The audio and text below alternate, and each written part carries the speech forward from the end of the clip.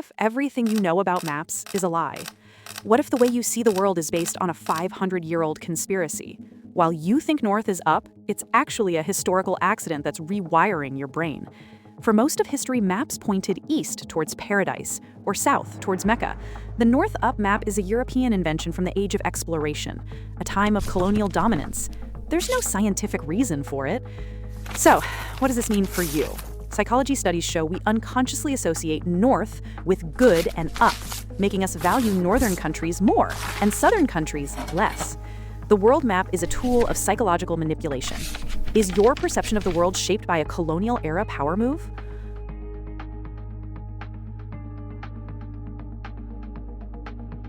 What if your passport isn't for your freedom, but for your control? What if it's a digital leash invented by governments? While you think your passport is a key to the world, it's actually a tool of global stratification. Before World War I, you could travel almost anywhere without a passport. The modern passport system was created during the war as a way for governments to track and control their populations. The League of Nations even tried to abolish them. So what's the real purpose of that little booklet? Your passport determines your place in a global hierarchy. Some passports grant access to over 190 countries, while others offer fewer than 30. Your freedom of movement isn't a right. It's a privilege determined by your birthplace. Is your passport a symbol of freedom or a marker of your global ranking?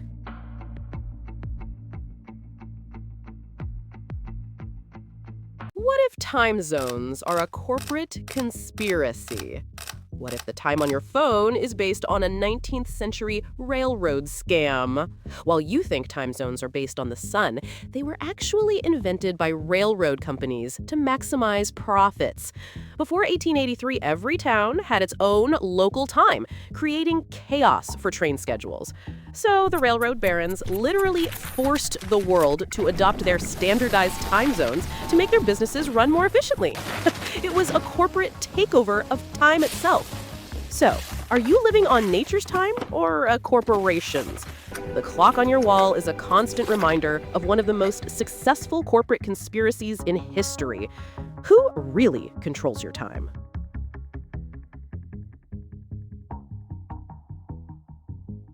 What if your hotel is spying on you for the government? What if the check-in desk is the front line of a global surveillance network? While you think you're just giving your name and credit card, you're actually feeding a massive data collection operation.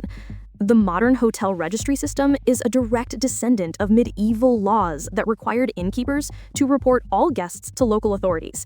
It was never about hospitality, it was always about surveillance. So, what happens to your data? Hotels in many countries are required to share guest information with the government. Your private vacation is a data point in a global intelligence network. Is your hotel room a sanctuary or a surveillance outpost?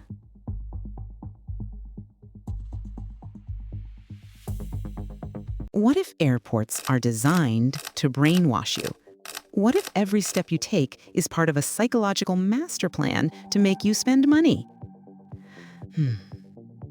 While you're rushing to your gate, you're being herded through a carefully designed manipulation machine.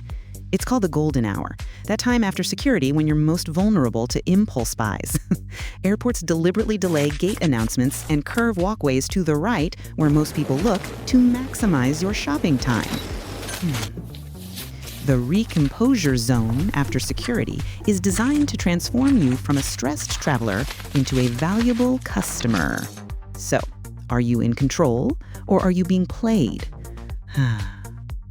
Airports aren't just transportation hubs, they're shopping malls with runways. How much money have they tricked you into spending?